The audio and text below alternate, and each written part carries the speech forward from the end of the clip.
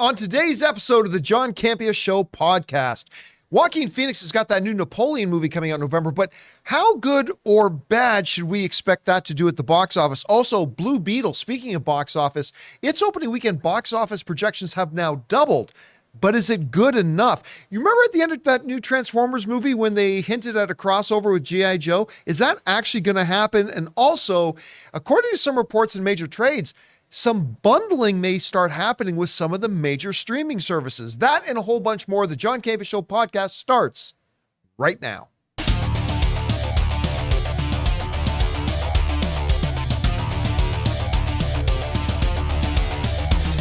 Well, greetings and salutations, everybody. Welcome to the best damn movie-related show on the planet, the John Campea Show podcast, coming from right here in our quaint little studio, brought to you in part by our friends at Mint Mobile. I am, of course, your host, John Campea, and it is an awesome honor and privilege, as it is every day, to have you, our international friends, gather around as we talk about our favorite things in the world: movies, movie news, TV, streaming, all sorts of good stuff. Not just giving you our opinions, but giving you some information and context so you guys can form your own well-informed opinions, whether they're the same or completely different from ours. Joining me in studio today, over here, we got Ray Ora. Boys Club. Jonathan Voico is here. What's up? Chris Carr's normally here on Tuesdays, but she had a prior engagement. She's not here today. She'll be back again on Thursday. Robert Meyer Burnett's going to be in doing the show with us tomorrow. So it's the three of us in here, and of course, most importantly, you guys joining us here today. And here's how today's program is going to go. We're going to start off by talking about those listed off topics I mentioned. And then in the last part of the show, we're going to take questions from our YouTube channel members. For those of you listening to our podcast, we also have a YouTube channel that we put some videos up on every day. And over there, we have a wonderful group of supporters known as YouTube channel members. As a matter of fact, you can become a YouTube channel member. We take questions from YouTube channel members every day. Once in a while, we have these channel member only town hall meetings. We have exclusive emojis you can use. We also have an ad-free version of the John Campea Show there. All sorts of good stuff. And we're going to be taking questions from those folks a little bit later. All right. With that all down, let's dive into it here, shall we? And we're going to start off with this. One of the most exciting previews they did for us at CinemaCon this year. For those of you who may be new around here and you don't know what CinemaCon is, every year, NATO, the National Association of Theater Owners, that's all the big movie theaters, they put on this convention every year called CinemaCon in Las Vegas. And then all the studios come to it and they put on these big presentations about all the movies they have coming out that year. They'll show some entire movies. They'll show like 10, 15-minute sequences from the movies. They have all the stars and all the directors come out to talk about it. It's a fabulous event.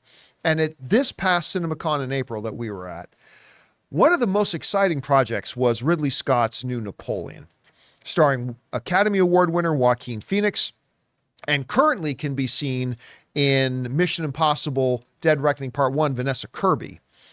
She's going to be in this as well. And the movie looks fantastic. Now, one of the more interesting things about it is, of course, it's directed by the great, iconic Ridley Scott. Now, Ridley Scott movies don't always blow it up at the box office, so that's the topic of today's Mint Mobile hotline question of the day. Listen, guys, if you got a question for the podcast or for one of our standalone videos, you can go ahead and call in your question anytime 24/7 at 951-268-4259. And again, the question is about how well can we expect Napoleon to do? Check it out. Hello, John and crew. My name is Isaac. I'm from Los Angeles, California, and I'm here to ask you a question about Napoleon and its box office projections. Now, last time we heard about Ridley Scott, he hadn't done really well with the box office revenue, especially with House of Gucci and not to mention the fact of Last Duel. So I was wondering, do you think that Napoleon is going to be a box office success, or do you think it's going to be break even, or do you think it's going to flop? So thank you, and have a nice day. All right, man. Thanks a lot for calling that in. And yeah, listen, they showed us this preview for Napoleon, and it looked way better than I thought it would. I mean, don't get me wrong. It's Ridley Scott. It's Joaquin Phoenix. I didn't expect it to be bad by any stretch of the imagination, but I thought, okay, well, this is going to be great period piece, Napoleon, sure. But oh my God, they showed, I had no clue the tension that would feel like. Ray, you were there. You saw that that scene that they showed. It's you see a glimpse of it in the trailer, but they showed us like the full 10-minute sequence of this battle going on over a frozen river and stuff like that. And just, you could hear a pin drop in that theater when they showed it to us, because you could, like, everybody was sitting on pins and needles. Like, I thought I was going to throw up. I was like, oh my God. Like, it's, it was tense. The way they shot it was when they fell into the water and the blood would come out, it was so white, like, because of the snow. Yeah. And, like, you know, it was a very cool color palette. Yeah. So the saturation wasn't really high, but then when they started falling into the water and you see the blood streams, even out of the horses, which made me kind of sad, but, you know, it happens. Yeah, it was a great visual. It was gross. It was traumatizing, but if that movie does that the whole time, I might need a popcorn. Yeah, well, I don't think it'll do that the whole time. Well, but yeah. I mean, the trailer came out then too, and it's like, it also looks like, so it looks going to have great action. It's going to have great tension. The drama of it looked great. I just love the look of this thing. But you raise a really good question. Ridley Scott is considered one of the greats, right? He will be considered one of the all-time greats. That said, he hasn't exactly, with his projects, been tearing it up at the box office. For example, you mentioned House of Gucci, which I liked. I liked that movie. But it did not exactly do bonkers business at the box office. The Last Duel with Matt Damon, Adam Driver, Ben Affleck. I liked it. It was a good movie. I didn't think it was one of his better ones, but it was a good movie, but did not do well at the box office. All the Money in the World, which had a lot of drama surrounding it for various reasons, didn't do great at the box office. Alien Covenant, I didn't think was all that terrific of a movie, to be honest with you, and it didn't exactly blow up the box office. Then you're going all the way back to 2015 for The Martian. Now, that was a special movie. Yes. Martian was an absolutely special movie. So how will this do? That's a really good question. Now, you got Joaquin Phoenix coming off his Academy Award win. There's going to be a lot of hype surrounding him, obviously, because we got Joker 2 coming out next year that he's doing with Lady Gaga, or as Clayface would say, Lady Gaga! Coming up in next year. Only those who watch Harley Quinn will understand that. But so how much will this movie make? It's always tough with period pieces. But I have a feeling watching it, when I was watching the preview and clips, I think this can do pretty well. Now, the early projections that I've been able to find are saying that this movie, when it's all said and done, is probably going to make around the $500 million mark, probably pulling about $500 million. That would be pretty good if it can do that. But I mean, if you got a movie with Joaquin Phoenix, this kind of epic, if the word of mouth, it's all going to be, of course, about word of mouth. Are the reviews good? Are the reviews bad? Did the general audiences like it or not? But if it can come in strong, I can see it getting to that 500, maybe even like into the $650 million range, which would be, I mean, a pretty good triumph for somebody like Ridley Scott with the streak he's had for the last 7 or 8 years. So, I mean, I don't know, Jonathan, like, you've seen the previews and the trailers for this thing. Are you interested in Napoleon at all? Like, I mean, where does it rank for you on your scale of hype? I would put it, just because I happen to be a history buff, so I kind of put this along with Oppenheimer. Now, I like Nolan films more, so Oppenheimer was a step above because it wasn't just historical, it was also a Nolan epic, right? Right, yeah. But, I mean, I look back at Ridley's, like, historical epic of, like, Gladiator, and that was huge. One of the greats ever. So I'm looking forward to this. I like Joaquin's work, and I'm a history buff, like I said. So this is high on my list for the end of the year. Ray, on the scale of Meg 2 to Mutant Mayhem, Teenage Mutant Ninja Turtles, where in your hype scale would you say a Napoleon is for somebody like you right now? Just because of the character itself, I love the actor, but the character itself is not a character that I'm really interested in, you know, like that's really interesting to me, but I'm going to end up watching it. It's probably in the middle, maybe a little bit below the middle, So just not like for right one of now. your most anticipated movies. Yeah, but like I'm looking up the release calendar in November. It's supposed to open up November 22nd or 23rd. So it's going up against Wish and the week the animated film. Yeah, and the week before Hunger Games, Trolls, and that Next Goal Wins. So that's coming out the week That before. could be fun. So you know, like, you know, With that, it opening against Wish, that's interesting because that's good counter programming. Right. I wonder if you could, I mean, it's not going to be to the degree of Barbenheimer, but I mean, you got a family Disney animated film with Wish, which we saw a little preview for at CinemaCon. And it looked pretty interesting. pretty good. And a big historical epic like Napoleon, maybe Napoleonish. I don't know what you'd call that. But My best example is this. I never wanted to, like, in Gladiator never interested me, right? And it took people to like just keep saying, you got to watch this, watch it. And then finally it played they played it, they were watching it, and then I passed by and I sat down for a second, and it turned out to be one of the best movies I've ever seen. So let's hope Napoleon's does the same thing, where I may have no interest at first, but if I actually watch it, it'll actually surprise me. now, it's going to be, look, you got Ridley Scott, which made some of the greatest movies ever, but he's also made some stinkers. You got Joaquin Phoenix, who is always at the very minimum he chooses to be in very interesting films. So we will see how this goes. All right. That down, guys. Let's move on to this. Coming out in like 9 days. It's no longer far off. I mean, it's right on us. In 9 days, Blue Beetle, the newest installment of the DC EU, one of the second last DC EU movie to ever come out, is coming out in 9 days. And they gave an early box office opening weekend projection for it the other week, and it was terrible, miserable. It was $17 million that they were projecting for Blue Beetle to make in its opening weekend box office. Well, with all the enthusiasm going on around the box office these days with Oppenheimer, with Barbie, it seems like people are really enjoying going to the movies again and having a good time when they're going. And so they've adjusted the opening weekend box office projection, according to this report, of Blue Beetle from 17 million all the way up to 30 million US, which represents nearly doubling what its original opening weekend projection was. That's fantastic. Nearly doubling. That's great. Okay. Yeah, but it's still 30, right?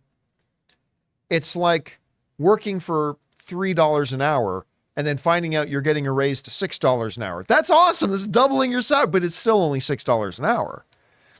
And when we look at comparables, if you can compare to what did other movies make, what did other comic book movies make recently in relation to their opening weekend? And we start getting numbers like this. So let's look at The Flash. The Flash opened to a $55 million opening weekend. That's nearly double what they're projecting Blue Beetle will.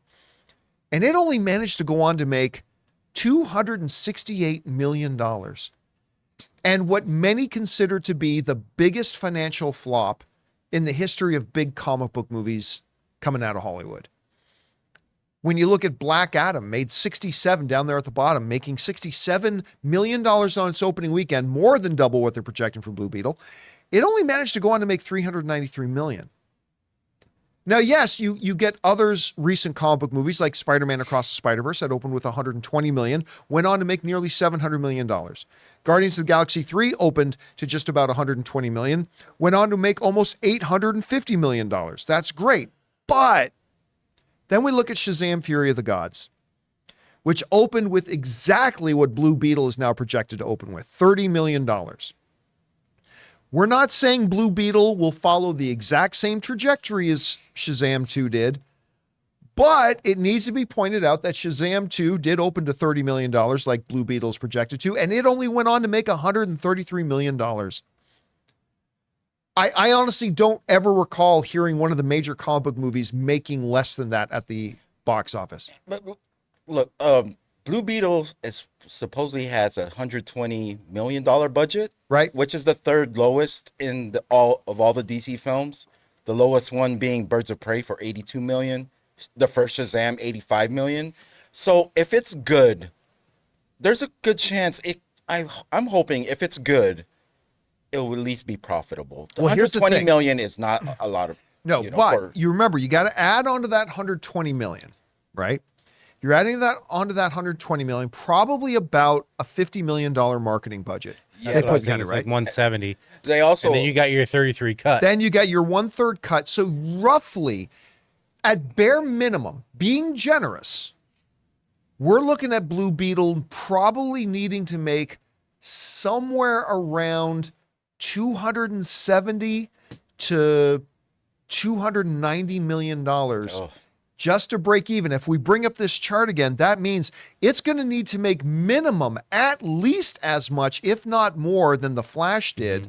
And it's projected to open to almost half of what Flash opened with. So now it's going to be all about word of mouth, right? It opens up with a very concerning $30 million. Then it's going to be about word of mouth. Do people come out of that theater telling everybody else that they got to go see it too? Will they go back to watch it 2 or 3 times? Will the word start spreading? And look, I've been saying for a long time, I am personally quite interested in watching this movie. It's got a really neat story behind it. I think the trailers have been interesting and cute. They haven't been the best trailers, but they've gotten me on board, and I'm looking forward to watching this movie. But the second thing I've said about it is that this movie's going to flop. I just don't see. Look, we look at the last 5. Forget the last 5 now, the last 6 or 7 DCEU movies, none of them have made over $400 million. A lot of them have tanked horribly. And just it seems like nobody is interested in going to see a DCEU movie anymore, which is why James Gunn has to reboot this thing. And it doesn't help that all respect to the lead actor, he's not there yet to be like a Sholo, big, yeah. I know a lot of people who watch Cobra Kai, love him, but he's just not there as in the mainstream. If you had, so that will hurt it too.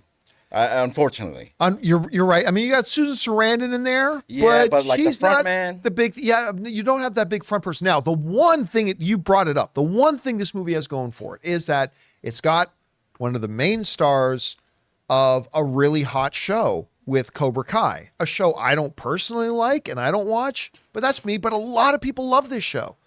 Anne loves it. My wife loves it. And let's not forget to mention the whole cast seems to be of like Latin or Yep. Latino. Yep. So let's hope they come out and support this film.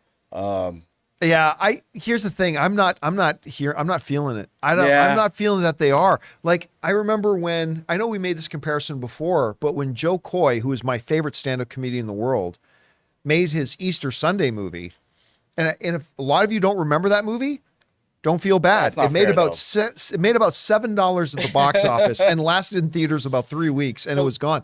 But Ann and I thought when we went to go see it, like, Ann got me this Filipino shirt. She put on her Filipino flag jacket. We went down to we expected the theater not to be full, but we expected to see a half full theater with a lot of Filipinos and all this kind of stuff. There was like 12 other people in the theater. And the Filipino community didn't come out to support it. What? I don't know if we're going to get that with Blue to Beetle. defend my Filipino community because you're living with Ann. She's a different. Am I living with her? She's You're different. right. I am living with her. She's different. You know that Filipino, but most Filipinos, we're cheap as heck. we will try to find a bootleg copy and buy that, and the whole family will watch it together. So I'm not lying here. I mean, movies these days, I don't see a typical Filipino family going, hey, let's go get $25 each a ticket and watch Easter. No, we're not doing that. It's so funny because I was in the room, Ann and Ray were both in the room once, and we were watching Joe Coy, and he's telling this story about his mother, his Filipino mother, and how cheap she is. She goes, it would be at like a fast food restaurant, and she sent me back in to get extra napkins, extra Joseph, get extra. So, and then these two start, like, Ann and Ray just start howling. I'm like, I mean, it's like looking at the hands like, she goes, that's so my mom. So it's like extra, get extra. All right. Anyway, guys, listen. We have a couple more big topics that we're going to cover here today. We're going to talk about that little Transformers G.I. Joe crossover tease that they did at the end of Transformers Rise of the Beast. We're also going to discuss this whole thing that Variety's talking about, that we could be seeing some bundling now of some of the major streaming services, something I didn't think would ever happen. But before we get to that, we're going to take just a moment and thank a couple of sponsors of today's episode, our friends at BetterHelp and HelloFresh. Guys, we want to thank a sponsor of this video, BetterHelp. Getting to know yourself can be a lifelong process, especially because we're always growing and changing. Think about it. The person you were 5 years ago is not the exact person that you are today. Therapy is all about deepening your self-awareness and understanding, because sometimes we don't know what we want or why we react the way that we do until we talk things through. BetterHelp connects you with a licensed therapist who can take you on that journey of self-discovery from wherever you are. And guys, striving for better mental health is something we should all aspire to. I've talked about this before, but when somebody goes to the gym, we applaud them for getting out there to improve their physical health. Well, it's about time that we start looking at mental health the same way, not just by encouraging the people around us to look into therapy, but by also taking the step to take care of our own mental health as well. So listen, if you're thinking of starting therapy, give BetterHelp a try. It's entirely online, designed to be convenient, flexible, and suited to your schedule. Just fill out a short questionnaire to get matched with a licensed therapist, and you can switch therapists at any time for no additional charge. So discover your potential with BetterHelp. Visit betterhelp.com/Campea today to get 10% off your first month. That's BetterHelp, HELP.com/Campea. Guys, we want to thank a sponsor of today's video, HelloFresh. With HelloFresh, you get farm fresh, pre-portioned ingredients and seasonal recipes delivered right to your door. Skip trips to the grocery store and count on HelloFresh to make home cooking easy, fun, and affordable. And that's why it's America's #1 meal kit. Fall is right around the corner, and HelloFresh is here to help you plan for the busy season ahead with tasty dishes delivered to your door. Simply choose your recipes and pick your delivery date, then lay back and enjoy the last days of summer knowing that dinner is covered. Feel like you would love a wholesome homemade meal, but there's just not enough time? Well, with HelloFresh, all you need is 15 minutes and you'll be enjoying a tasty, satisfying meal made in your own kitchen. Just look for their quick and easy dinner options, plus quick breakfasts and lunches too. My wife Ann and I are both working professionals, and dinner time is always stressful and time consuming. And that's one of the main reasons we absolutely love HelloFresh, and we always end up with a great dinner. So go to HelloFresh.com/50Campea and use the code 50Campea for 50% off plus free shipping. Again, that's HelloFresh.com/50Campea and use the code 50Campea. HelloFresh, America's #1 meal kit. And thank you to our friends at BetterHelp and HelloFresh for sponsoring this episode. All right, guys, with that down, let's get into this, shall we? Transformers Rise of the Beasts came out. What I consider to be, and I've said this the whole time, a mistake to make that movie. They should have made Bumblebee 2. But they made, and I really don't think nearly as many people care about Beast Wars, because you have to get Transformers fans and then even narrowed down more people who are Transformers fans that are also fans of the Beast Wars iteration of that. I just thought it was a mistake. But you had Steve Cappell Jr. directing it, who directed Creed 2. And you know what? He did a pretty good job. I mean, it's not nearly as good as Bumblebee 2, directed by Travis Knight, but it's better than any of the Michael Bay movies. That's not saying a lot. Although I did like the first Transformers movie, but Transformers Rise of the Beast ended up being a fairly harmless, enjoyable time at the movies, right? Mm-hmm. Not one I rushed back out to watch again, but I liked it and I had a good time when I was watching it, right? Cinemark. And we saw it at the Cinemark Theater, which was a great experience. If it's Cinemark. If it's at Cinemark, we'll go there again, my friends. But now this is a minor spoiler, but you know, my rule of thumb for spoilers is if a movie finishes its theatrical run and has been out on streaming and available on digital for a little while, you've had your chance to watch it. So at the very end of the movie, kind of a little added on bonus scene. I can't remember if it was a mid-credit scene or not. They do this little tease where, you know, the hero of the movie is at what he thinks is a job interview, but he finds out it's actually G.I. Joe that's trying to recruit him. And he gets handed this card, and that's the image there. Brings it up, G.I. Joe. And of course, everybody in the theater got a big kick out of that, right? Because you see G.I. Joe in there. You know, I had comics when I was a kid of the G.I. Joe Transformers crossovers. They're both Hasbro properties. Mm-hmm. And so it seemed like they were promising that. Now, you'll have to look up the final box office number for Transformers Rise of the Beast, but I don't think it cracked 500 million. Oh, it's 430. I have it. It's 433. 433? Yeah. Yeah, so it made $433 million, which doesn't suggest to me they're rushing into production of another Transformers movie anytime soon. So that brings up the question, will they actually do it? And that happens to be the topic of another Mint Mobile hotline question we have today, asking specifically about that. Like, how can you do a Transformers and G.I. Joe crossover? Check it out. Hey, John. This is Thad from Pascagoula, Mississippi. Transformers Rise of the Beast. I finally saw it, and it was a pretty solid Transformers movie. But my issue with the movie is that they introduced a possible crossover with G.I. Joe. And I'm wondering why they did that when both franchises can barely make good movies. I mean, it's a Hasbro thing. I guess they're going to try to make money off of two of their biggest toys and franchises. But do you think that's going to work? I don't know. Thanks, and again, I would have now. All right, man. Thanks a lot for calling that in. Hey, look, can you even do this? The two biggest hurdles to me about doing a G.I. Joe Transformers crossover is this. Apparently, not a lot of people care about Transformers on the big screen anymore. And the second hurdle is, ain't nobody cared about G.I. Joe on the big screen in a long, long time.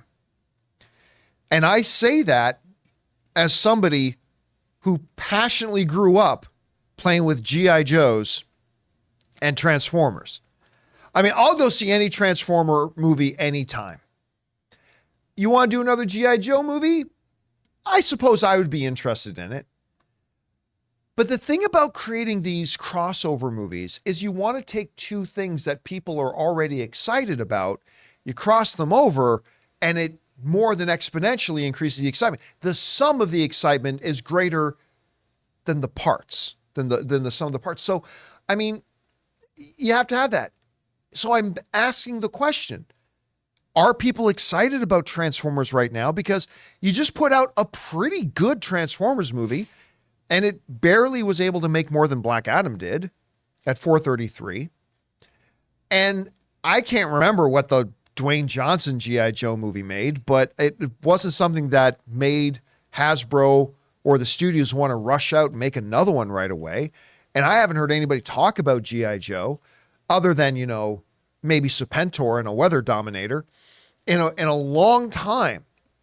So I don't think the problem that they have is we don't know how to make these movies good. The last couple of Transformers movies have been good. I think Bumblebee, what do we get for Dwayne Johnson? Oh, no. That wasn't Rise of Cobra, right? No. I can't remember what the name of the Dwayne Johnson one was. But yeah, so Rise of Cobra, though, it made $302 million. What year did that come out? That came out in 2009. Was that the Dwayne Johnson one? And then there's the other one. Retaliation was it? Retaliate, yeah. That was the Dwayne Johnson million. How much? $375 million. So that one didn't make $400 million either. No. And then didn't they do like Snake Eyes and that flop too? Oh, yeah. Snake Eyes. Oh. Look at the box office of that. Okay. Sorry. Oh my God. That Snake Eyes movie. Snake Eyes. That Snake Eyes movie. 40 million. 40 million. Opening 13 million. Barbie made million. Barbie made more third opening weekend on its Monday noon screenings than Snake Eyes. Listen, that Snake Eyes movie should have been awesome. You had a good cast. You had the guy who played what's that? Henry Golding? Well, you know, you had Henry Golding in the lead, but you had, I'm forgetting the name of the guy from Warrior. The one who played Storm Shadow. Yeah, the guy who played Storm Shadow, who's great, right? Andrew Koji. Thank you. Yes, who is fantastic. So you had a solid cast. You had this great popular character. It should have been everything. That movie was such a miserable experience watching that movie. It was so unbelievably bad. And they were trying to launch a new G.I. Joe franchise. They clearly were. But yeah, it was called Origins at first. Yeah. Yeah, something like now that. If you look it up, it's just Snake Eyes. Yeah. You know, Pedro Pascal, he's ready for the next Origins. Oh, yeah. Bring him back as Serpentor. It was so awful. And I totally forgot about that Snake Eyes movie. So you want to ask, does anybody care about a G.I. Joe Transformer crop? No, nobody does. I'm going to have to argue against this, all right? Because look, if you're going to argue against $40 million? I'm just saying, okay, don't get the big money actors. Get the actors who are decent that actually look the part of the Joes. Stick with their looks like Mortal Kombat did, that reboot Mortal Kombat we just saw. Other than Cole, Scorpion, Sub-Zero, even Kano, he was great. I mean, I didn't even know who they were, like actor wise. Get some of those. Let everyone know if it's Shipwreck, it's Shipwreck. No one confuses Shipwreck with anyone else. Give him the hat, give him the parrot. Be corny, and then don't. No one's gonna see that. Don't spend a lot of money on the actors, and just give love to the characters. At that point, make it animated. Give love to the characters. Yeah, what you're describing is an animated movie. You're not describing a live action movie. Because Hasbro has been pumping out for some reason, and now I know why after Rise of the Beast. They've been releasing special editions of these G.I. Joe / Transformers figures. The last one I think they're releasing is Megatron and someone. It's probably Destro or something. But they might have some plans for this, but I'm not sure right now. I mean, they took a big loss from. But here's the thing: you do a G.I. Joe, and you have Shipwreck.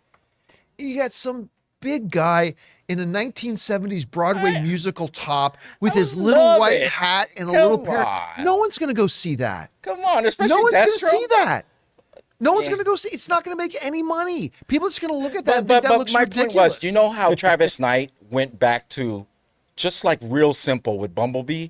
That's why I think they should do with this franchise. If they do it, don't spend so much money on like the effects. Just make us love these characters. I mean, that's all I could say. I mean, I love G.I. Transformers G.I. Joe crossover without effects. I mean, like they've been spending like Michael Bay effects. You don't need all that. You just need the camaraderie between the two groups, and then have a big war at the end. Fine, let's blow it all on there.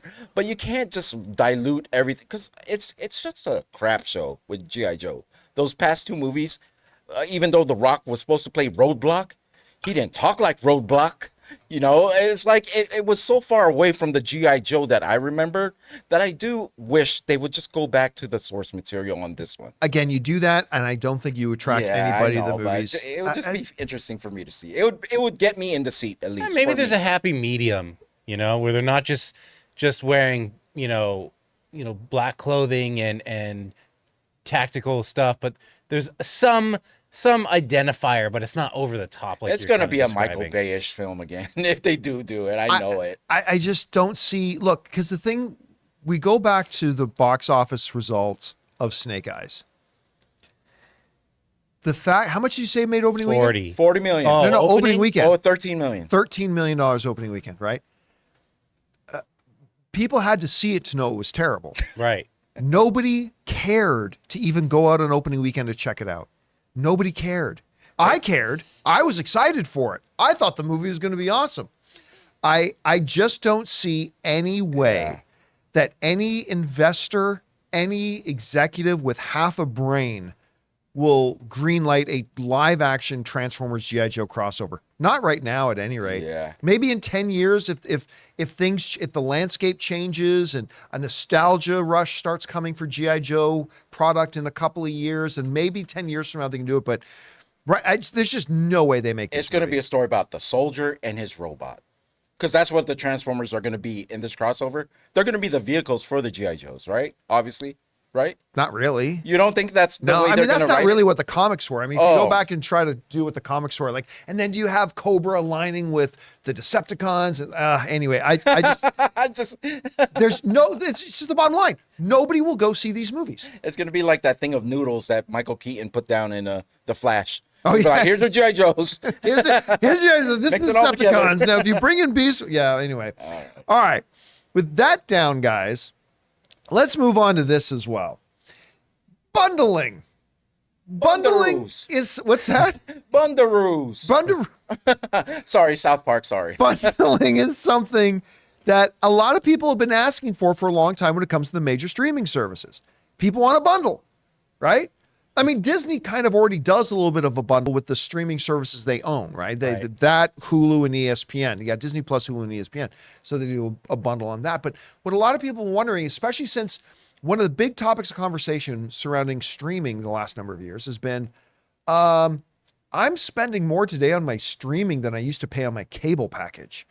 And streaming was supposed to be this utopia where we were going to spend so much less money than in these ridiculous cable bills. Well, guess what? Now, at least if you have the majority of the streaming services, you're paying more than you did with your stuff. Actually, we take a look at this. Bring up this graphic here of these. The graphic that we're talking about. This graphic that Ray put together for us. If you look at just several of the major streaming services, right? This is just like 9 of them. Peacock, $12. ESPN Plus, $10. Amazon Prime Video, $15. Paramount Plus, $7. Netflix, $15. Disney Plus, $10. Hulu, $15. TV, Apple TV, $7 a month. Max, $15. I mean, that gets real expensive real fast. And we don't even, look, you want to watch 1883? Well, you got to have Paramount. You want Stranger Things? Well, you're going to have Netflix. You want to watch House of the Dragon? Well, you're going to have HBO Max. You want to watch What We Do in the Shadows? Better have Hulu. You want to watch UFC? Like I do. Got to have ESPN Plus. You want to watch The Boys? Got to have Amazon. I got an idea, John. What's that? They should put them all together and then put it in a box. And then you set in a monthly fee, and then guys come and put the box on your TV. And then, you have regular channels and those streaming services. Oh, wait, you mean cable? If only there was a way that all of these services came into your house at once. It's just going to make a complete circle again. Now, again, let's look at that. Let's look at that again. So now, like I said, ESPN, Hulu, and Disney Plus. Again, if you add up these services right here, you're talking $25, $35, right? Now, ESPN, Disney Plus, and Hulu have a bundle package that, what did you say it was, Jonathan? Like $15 or something for the bundle? Yeah, I want to say it was like 16. I'll look that up. Right. Now, that won't be the ad-free version of Hulu or whatever. It'll be the lower tiers of it, but there is a bundle there, and it can save you as the consumer a lot of money. So what a lot of people have been asking for the last year or so, it's like, I wish they had a bundle where I could have, say, Netflix and Max and Disney Plus for a reduced rate, right? Yeah, it's 20 with no ads, 13 20? with ads. 20 with no ads. Yeah. That's actually a freaking good deal. Man. 20 with no ads for That's those almost three. half price. Mm-hmm. And 13 with. So at any rate, a lot of people like me have said, though, you can't really see them do that because these companies aren't going to want a revenue share. Then they're going to have to figure out who gets paid what. But according to a report now that came out in Variety and also then followed up with IndieWire, we could start seeing a couple of these major players start to bundle. The IndieWire headline reads, David Zaslav, the head of Warner Brothers, may have just found a streaming bundle partner in Paramount Plus. Now, let me read a little bit of this article to give you this idea. Paramount Plus is still seeking a profit. You know what could maybe speed that up even more? Price hikes and subscriber growth? Other company streamers. While we're still in the thick of the streaming wars today, it may not be long before rivals team up to attract and retain subscribers. Start off with Max here. During an investor conference call in May, Warner Brothers Discovery CEO David Zaslav said that he was open to the idea of bundling with another provider. Count Paramount global boss Bob Bakish fresh off integrating his Showtime into Paramount Plus. The head of Paramount said this: "We've been believers in bundling for a long time. Bundling has been one of the tried and true methods of value creation in media, and certainly as we entered the streaming space, bundling is a part of our strategy," he said Monday. "We're continuing to look at incremental opportunities in this regard, and the only thing we know for sure is it will be a growing part of what we're doing." So what happened with Paramount Plus recently is they just integrated Showtime into what they're doing. Showtime was a separate service they used to be able to get, and now it's integrated. You can get this bundled deal with Paramount Plus. They like the idea of bundling. David Zaslav himself said recently, as quoted in this article, that they're open to the idea of bundling with other services as well. And guess what? With places like Max, Disney Plus, and others showing either stagnating growth or losing subscribers, the idea of bundling together with another provider may become more and more appealing to them. at least according to places like Variety and IndieWire. Now, let's bring up that chart again of the prices of the various prices and the streaming service. So imagine, if you will, just theoretically speaking, let's say Paramount Plus, which, by the way, I finally started getting caught up on the new season of Star Trek Discovery. It's been amazing so far. I'm like 3 episodes in. It's fantastic. Anyway, so that's $7 for Paramount Plus. Max is $16. So together that's $23. Okay. Well, what if you could get a bundle of having, we'll call it Paramax. Yeah. The Paramax bundle, right? I can get both for, say, $18 a month. max amount. Max amount. That's better than mine. That's good. Max amount. What about Prime Cock?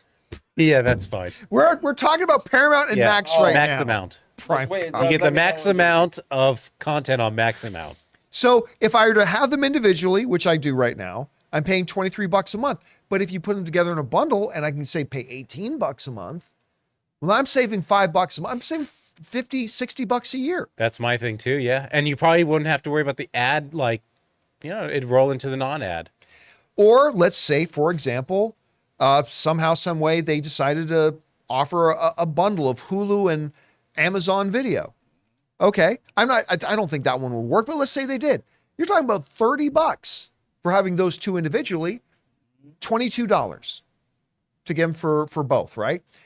The benefit to Amazon and Hulu is your product becomes more appealing to more people now because they'll also have Hulu.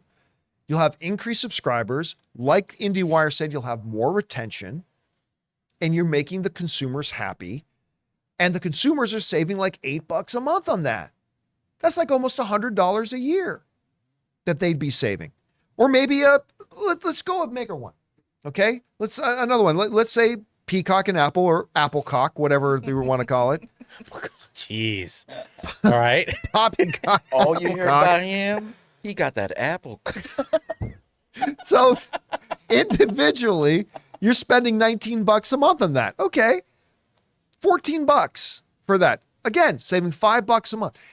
The combinations and the possibilities here kind of become endless. And in now this phase of the streaming era, where a lot of these first of all the streamers are realizing streaming was not the pot of gold at the end of the rainbow. They're all realizing that now. It did not turn out the way they thought. Some of them are losing subscribers. You offer the consumer a value. I think IndieWire and Variety are right. I think you're looking at more subscribers and more retention. Because if I wasn't already subscribed to all these places, I would be like, yeah, I'll get that for $7 a month cheaper. I'll get that for $5 a month. I'll get that for a $10 a month value. You have Hulu. Does Hulu have live TV like Paramount Plus does? Yes, but that's a much more expensive. Oh, okay. Because Paramount Plus, and Showtime. They both had the live, like you could see Peacock what's does playing that. on the East Coast and West Coast. Well, and they have live of their channel. Yeah. Which I thought was still okay. Hulu doesn't have a network. Oh, right. Doesn't have a network. Peacock is the same Paramount- with MSNBC and NBC. Yeah, Paramount Plus has CBS and then the Cartoon Network. But then and you all get that stuff. YouTube, right? You get YouTube TV Right. that has basically all the television channels Right. on it, right? Hulu does have a level where you can have Hulu and all cable channels, but that's That's super expensive. That's like I another think. $60 a month or something like that, like right? $79 or something like that. So I don't like. is Ray, this would you? Barbenheimer? What's is that? This Barbenheimer? Yeah. Is this caused by Barbenheimer? Yeah, I mean, everything's maybe- bundling Things together. Maybe Peacock and Max Cock, right? We you call all- that one Max Cock. Desire. Max Cock, we're the only place where you can watch Barbenheimer. Because, right, Universal, so, Oppenheimer will be on Peacock. Max, Then maybe you got Warner Cock- Brothers, then you got Barbie will be on Cockmount. HMax. I think there's Cockmount too. Okay. Cock Mount. Because that's- this could get confusing because Amazon Cockmount. What? That's 'cause What is there's that? two. Is that a toy? No, because of these. No, I'm saying these two. Is that a accessory to? No, what are you saying? I don't know what you're talking about. There's these two right Is that here. the free gift with the bundle? With Playboy TV, get free cock mount. Okay, back on to the topic at hand. Okay. There's because I know there's a lot of people who don't really look at things and then they see their Prime. And you could get all these streaming services through Prime there's a difference, right, between what. Oh they're yeah, trying to do. total different thing. Like you could be an Amazon Prime, and then you can get like I think Max. You can get Apple but TV, it's I think. you're paying full price for Right. Max. You're just getting it through It's your. just they're the hub. We're talking about really bundling these services together. And maybe you can even create like mega ones. Like maybe you can not just two of them, but maybe like Disney, Netflix, and Max get together and they call it like the ultimate combo where you can get like Disney Plus, HBO Max, and Netflix for like maybe $25 and you're still saving money. Yeah, you know where the bundle worked for me is because I was paying for Showtime and Paramount separately. Right. Showtime was $7.99, but after my trial it'd be $10.99, and then Paramount I'm still on this $4.99 plan. And then they offered it, both of them to me for $9.99, so it would lower the cost, and I was all for that. Right, bring up the price chart again, because even just for the current existing Disney, ESPN, and Hulu, so combined that would be $25, $35. And you're saying with the ad-free, is that the one you have, Jonathan? The ad-free, if it's $20 a month, that's saving you like Yeah. $15 a month. On that bundle. Yeah. Yeah, So I that's should great. Doesn't cancel all of my subscriptions because I have Disney individually, ESPN Plus yeah, individually. yeah. I should cancel and just sign up Yeah, for yeah, that yeah. bundle. You know what's funny? Why I didn't get the Paramount Plus bundle? It's because I was too lazy to cancel each one separate. existing I one. hate to say it, but I tried to do it in my browser and it said you need the desktop, and I was like, nah, I'll pay more. Yeah, if it weren't for me being a baseball fan, I was happy with just Hulu, Disney Plus. But I'm like, all right, they're specifically throwing some Dodgers games on only ESPN. So I'm like, all right, I'll do the bundle. It's a great deal. So, guys, question is for you. What do you think about this? Would you be inclined to get a few more streaming services if it meant you would have them bundled together and you could pay a little bit less per month? I think it's the next logical step for them to do. Who knows? Guys, question is for you. How do you feel about that? Jump on down to the comments and let us know your thoughts. All right, guys. With that down, we are now going to move on and start taking questions from our YouTube channel members. But before we do, we're going to take a quick moment here and thank another sponsor of today's episode, our friends and my mobile service provider, Mint Mobile. Guys, we want to take a second to thank a sponsor of today's video, Mint Mobile. Signing your life away to a big wireless provider is kind of like being trapped on a roller coaster from hell. Sure, it looks like fun at first. They probably even threw in a free phone, but now you can't get off. Month after month of insane bills and unexpected thrills, like overages and surprise fees. If that sounds like your current big wireless plan, it's time to get off the ride with Mint Mobile. For a limited time, wireless plans from Mint Mobile are just $15 a month. That's unlimited talk, text, and data for just $15 a month. You guys know before I came to Mint Mobile, I was paying triple what I am paying now on the standard big wireless plan, and I will never go back. All plans come with unlimited talk, text, and high-speed data delivered on the nation's largest 5G network. Use your own phone with any Mint Mobile plan and bring your phone number along with all your existing contacts. To get your new unlimited wireless plan for just $15 a month and get the plan shipped right to your door for free, go to mintmobile.com/Campea. That's mintmobile.com/Campea. Cut your wireless bill to just $15 a month at mintmobile.com/Campea. And thank you to our friends at Mint Mobile for sponsoring this episode of the John Campea Show podcast. All right, guys, with that down, let's get now over to our YouTube channel members' topics and questions they've been sending in. We get through as many as we can every day. Obviously, we don't have time to get through all of them, but get through as many as we can. So, Jonathan, what do we got up first? All right. Brazilian dude writes, do you think Iger is regretting his decision to return to Disney? You either die a hero or live long enough to see yourself become the villain to Hollywood. Papa Iger daydreaming about sipping those cold pina coladas. If people are mad at Iger, imagine if Chapek was still running Disney during these strikes. The biggest problem is that, and I always, whenever a regime change happens at one of these studios, I always tell people, and everybody always forgets, you are not going to see the changes or differences for years. The same thing happened when Bob Chapek took over. I said, when Bob Chapek took over, I said, look, don't judge him, but don't judge Bob Chapek by what happens in the next few months. To really feel the effects of this leadership change, it's going to take a year, 2 years, maybe more. With Bob Iger coming back in, I said the same thing. We're going to still be dealing with the damage and the fallout of what Chapek did for the next year, 2 years. It's going to take a while for things to get turned around. Same thing happened when James Gunn and Peter Safran took over DC, right? It's like, guys, remember the practical impact of James Gunn and Peter Safran. We aren't going to feel the impact for another 2 years.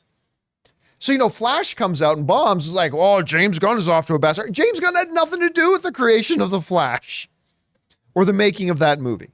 Same is true as Blue Beetle, but there are a bunch of people out there thinking this is a James Gunn movie because he's the head of DC now. But no, that movie was conceived of, written, shot, post-productions, wrapped, and canned before James Gunn ever took over. Same thing with Aquaman.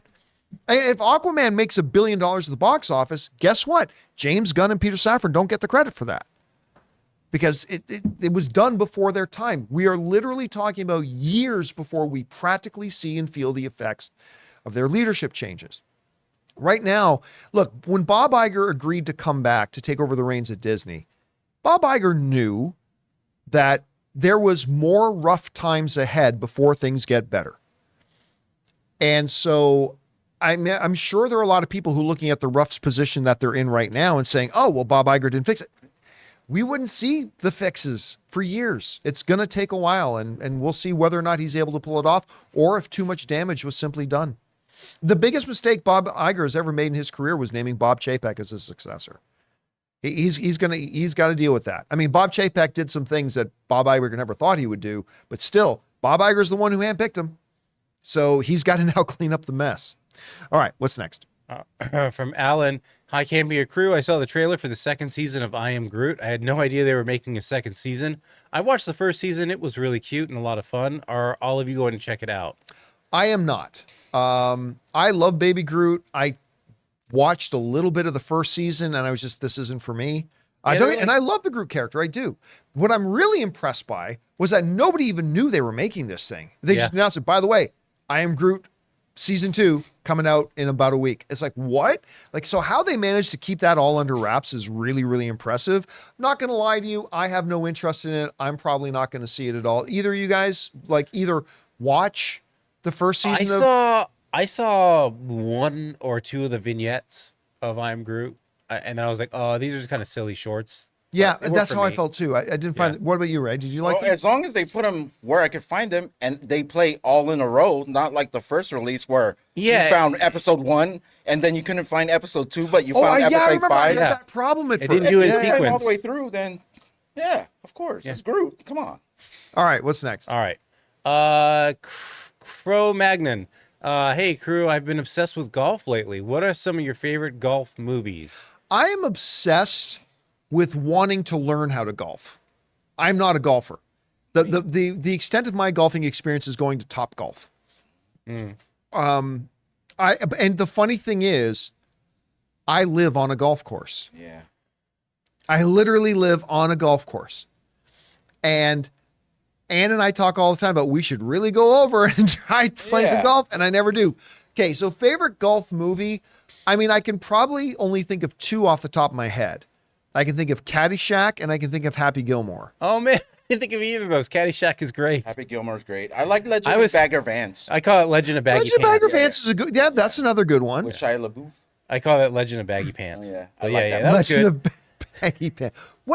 There's Tin Cup with Kevin Costner. Yeah. Tin Cup wasn't bad. Right. Yeah. That wasn't bad. I like Legend more than We're that. due for a great, intense, for the magnum opus golf movie. Golf movie with the drama, the blood. If the Transformers and G.I. Joe are playing golf? That could be it. That's it. That's the moneymaker. The main villain turns into a golf club. Uh-huh. You got to swing them. Mini golf. The last time I went golfing was at Los Feliz Golf, where they shot that swinger scene where they're golfing. Hit it, bounced off a tree, went about an inch behind a runner's head. Never swung a club again. You know what? If you've never gone to Top Golf, I still want to. It's just too hot right now. Top Golf is a lot of fun. Yeah, you can see it off the freeway. It's huge. Yeah, Like we've the got net. one. We got one out here. They got one in Vegas. It's a lot. Yet. Yep. It's a lot of fun. It's a lot good. You bring out food to you. It's the electronic scoring. It's really, really fun. All right, what's next? All right, Red One, Real Talk. John, have you decided if you'll give The Witcher another chance, or are you officially tapped out? I thought this season had promise, but the second half just fell flat on its face. Wish Henry could have had better material for his send-off in this role. So he's talking about with the recasting. No. With Yeah, season 3, his that's last out season. now. Yeah, but I mean the one coming up will be recasted. Yeah, that's going to be Liam Hemsworth if they even make it. Oh yeah. But You didn't sell John on this one. I'll tell you what. It's not that good, John. Are you gonna watch it? Yeah, I love the first 2 seasons of The Witcher, and I sat down to watch the first part of season 3, and I got about 2 episodes in, and I did not feel any desire to watch anymore. And it's just it's something's missing, and I think I'm tapped out. I think when I look back on The Witcher, I will just think of it as a 2-season series, and I'll love it. But I mean, nothing about it was making me feel hooked in or wanting to keep watching. And I haven't heard, and I can have my mind changed on that. Like when Legion came out, I didn't like the first few episodes. Then tons of people, including John Schnepp, told me by the time it was ending, was like, no, you got to trust me. It gets much better. You got to get back on it. And then I got back on Legion. I ended up really liking the first season. So I kind of tapped out of The Witcher this season, and I haven't heard anybody tell me I should get back on it. Like, it's just been more people like this saying, yeah, season 3 is kind of a letdown. So you know what? I think I am officially tapped out. I don't think I'm going to go back to it, especially when I got so much other stuff that I haven't started watching Lioness yet with Zoe Saldana, and everybody's telling me that's crazy good. I haven't started watching Hijack yet, and everybody's telling me that's really good. So why would I waste my time continuing to watch something that I'm not really happy with anymore?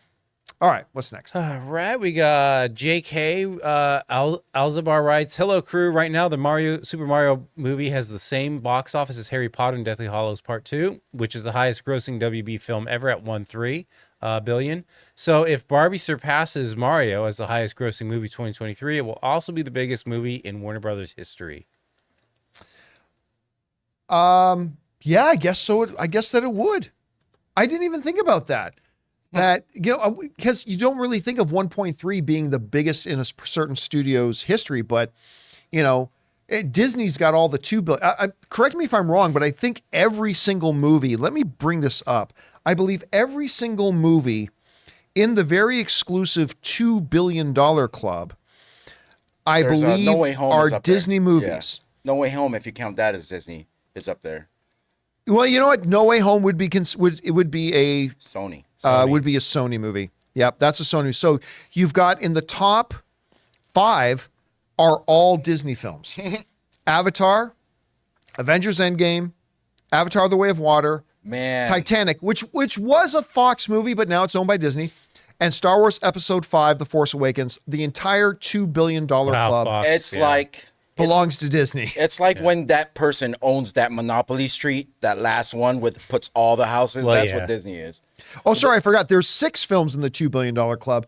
Avengers Infinity War, still another Disney film. So every member of the $2 billion club is a Disney film. Then you get 12. Spider-Man No Way Home at 1.9, but that's Sony. Jurassic World is Universal. Lion King is Disney. Avengers is Disney. Furious 7 is Universal. Top Gun Maverick is Paramount. Frozen 2 is Disney. Age of Ultron, Disney. Super Mario Brothers. There you go. The number 1 movie in the Warner Brothers history is 1.35. So yes, you're right. If Barbie crosses that mark, it will now become the single biggest WB movie of all time. So let's see if it can get there. All right, what's next? All right. We just did that one. So Patrick Reese writes, "Is there a movie you rewatched and had changed your mind on a character or theme? I just rewatched one of my favorites, 500 Days of Summer. Changed my mind completely on the main character now that I'm older and more mature, I think." I don't think so. I mean, there have been a couple out of the thousands of movies I've seen. There have been 4 or 5 that I've changed my mind about the movie as a whole. For Inglourious Bastards, for example. I hated Inglourious Bastards the first time I saw it. Now it's like my number 2 favorite Quentin Tarantino movie. I can't explain why I hated it the first time I saw it, but I absolutely love it now. That's my number 1. Tarantino. Yeah, it's only behind for me. The only thing that's behind for me is Django. I think Django is my favorite Quentin Tarantino movie. Anyway. Can I say mine too? Yeah. Mine wasn't a movie, but every time I watch this show over and over again, The Office, the more I watch it, the more I realize Jim is the worst person ever. Wait, talk about he's great. He moved in on Pam behind under Roy's nose like so smoothly. I'm like, you little piece of. And Roy then always was picking on Dwight. neglecting Come her. on, Dwight was just trying to work. Come on, Jim. Well, Always trying to Dwight get him in always trouble. gave him a very hard time, though. Because he wasn't working. No, Jim worked. He had He was sales. one of their best But we're salesmen. not going to get sidetracked into an office discussion. And what was even the question about? Oh, movies that change. Yeah. But I can't think of characters in movies that I've changed my mind about. I TV mean, shows, yeah, but not you know what? movies. I'll take that back. Just recently, my second viewing of Barbie, I realized that Barbie is the villain of the film. And so but that's still love the movie. Second time Top Gun, Goose gotta go. I thought Goose Goose gotta gotta go. go. Man, that guy. That got dark fast. Goose has got to go. He holding you back. All right, what's next? Matt says hello, says, hey, John and Filthy crew. I'm looking forward to the Ahsoka show, but I've never seen Rebels. Am I going to understand what's happening, or will a lot go over my head? I haven't seen Ahsoka, so I can't answer that question. Yeah, I mean, you might want I have to no watch idea. Rebels. I haven't watched the Rebels, so I'm still excited for it too. We'll see. Oh, you're gonna have to watch Rebels. No, come on. It's This great. is live action. It's great. I know some of the characters though, but I don't. You know the really backstory. should watch Rebels. Yeah, I really should. I watched all the Darth Maul episodes. Someone put a cut of just every Yeah, single. those aren't the best moments. Well, who cares? I want to be happy. I'll watch my Darth Maul episodes. Yeah, if but I don't get I don't have any context. I don't get it because you love animation. Like Rebels is one of the best it Star Wars really? animated I series. think it's the best animated When Star Wars people- thing they've ever done. When Is people say Rebels. that in Game of Thrones, I just look at how many seasons. I'm like, can I sit down and? There's watch? only like No. three or four seasons. Where? I thought Yeah, there it's were not like that many. 5. Oh, that was Clone Wars. You might be thinking Clone Clone Wars. There's Wars. like 8 or 9. No, you don't have to worry or about something Clone like that. Yeah, Wars. but Dude, Rebels only like 3 or 4 Oh, seasons. Darth And it's Maul not the- wasn't in Rebels. He was Yeah, in Clone no, Wars. Actually, he, Darth- actually, Darth he Maul is does appear in Rebels. in Rebels, and he's great. You So are you thinking gotta of the watch it. Clone Wars stuff that Darth Maul was in, but Darth Maul also appears in Rebels. Oh, Yeah. I still remember when Rebels debuted. I'm one of those few people that I'm not a fan of Clone Wars. So when Rebels debuted, I sat down a little skeptical, but Ann and I sat down. I think they debuted the first 2 episodes at the same time, and we watched them. And I remember, I think I called Harloff. I think I got on the phone and I called Harloff as soon as I was done, and I said, "This is the first thing in a while that watching it truly made me feel like I was watching Star Wars. Clone Wars never did that for me. But the first episode or 2 of Rebels, I'm like, I felt like I was in the world of Star Wars again. And I loved it. Was it the introduction of all these characters? Yes. Rebels? Yeah. So we've never, or Star Wars fans would Except have never. for Ahsoka herself. Right, Ahsoka right. got introduced in Clone Wars. So maybe that's- that helped it too, because it was new. You get to start off fresh, and Clone Wars was just an extension of what was going on Yeah. with the other previously. stuff. yeah, right? Rebels is kind of the series that leads into the first Star Wars movie. Okay. Yeah, you should definitely check it out. All right, what's next? All right. It's the bat. A24 has already announced a sequel to Talk to Me titled Talk to Me. I almost felt like it's a joke. I highly recommend checking out this movie. It's actually really good. 95%? Right before we started, I actually got in my the PR of the studio sent it out, and I got the notification that they're doing a sequel to Talk to Me. I've been interested in this movie. I really like the trailer. I haven't had a chance to watch it yet, but I've heard nothing but good things. And again, to me, the trailer looks legit creepy, very creative. So I'm going to check it out. I just haven't had a chance to do it yet. All right, what's next? All right. Woodcut Art writes, good on the Marvel VFX artists unionized. Back when I was working in the post-production industry years ago, I remember sleeping underneath my computer while it renders. Deadlines are tight, and we couldn't go home for the week. The midnight snack was cup ramen noodles. Listen, true story. I remember when I was working at the visual effects company. We were a very small visual effects company, but we were in Saskatoon, Saskatchewan, Canada, small visual effects company. Like there were 4 of us. And we were starting to get some real work from Hollywood studios, right? And I think, I could be wrong, but I think it was when we were working on Sin City. I think it was Sin City that we were working on. We did a couple of VFX shots in that movie. And it was literally We had a cot in the office where people could crash, get up. I mean, I was more of a client services guy, but things were so tight. We had also got the contract to do a commercial for SaskTel, which is the phone company out there. This is back when everybody still had landlines, but SaskTel. And we had a contract to do a 30-second commercial. And even though I was a client services guy, I was not a visual effects artist, I did the commercial. Like, I made the commercial, which was really because we were working on this movie, and it would be like at 2 a.m. every 3 hours we had to do a 7-Eleven run to go get the Slurpees. And it was all Slurpees, Doritos, and Costco hot dogs.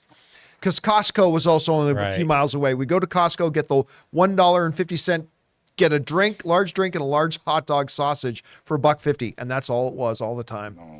All right, what's next?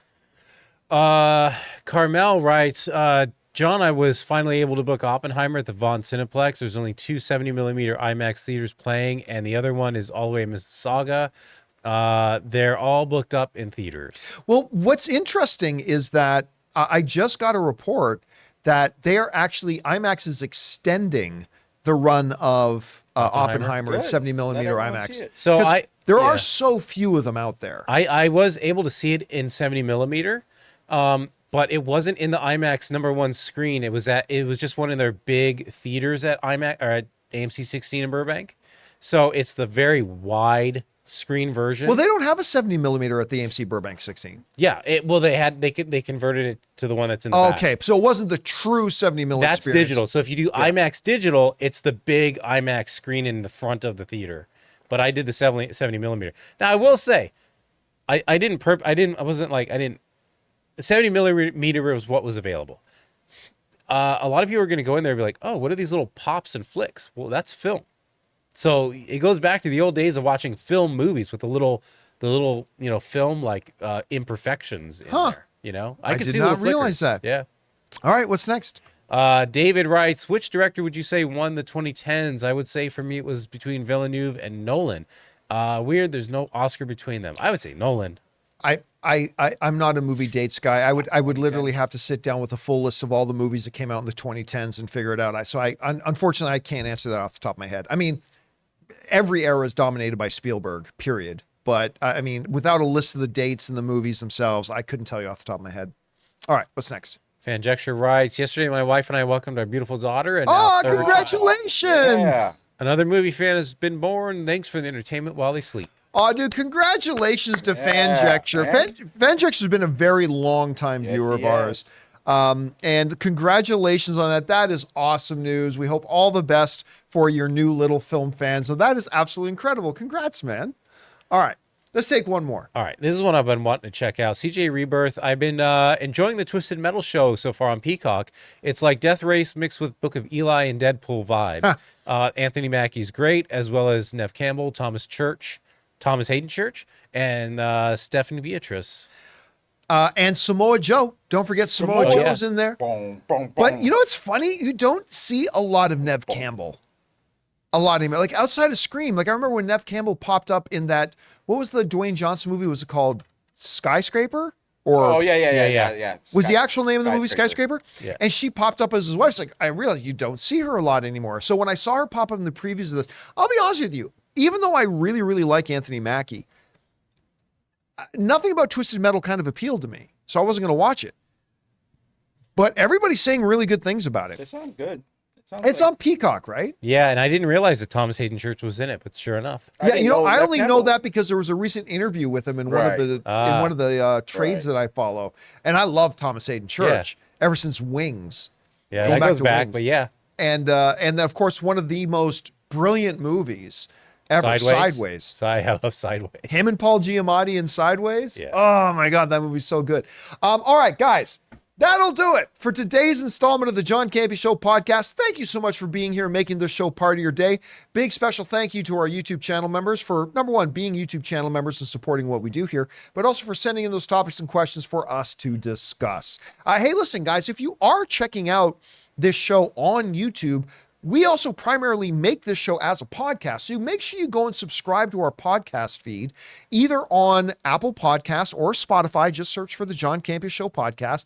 So that way, the next time that you're commuting, you're in the office, you're at the gym, you're out for a run, whatever, you've got the podcast there and it is there when you need it.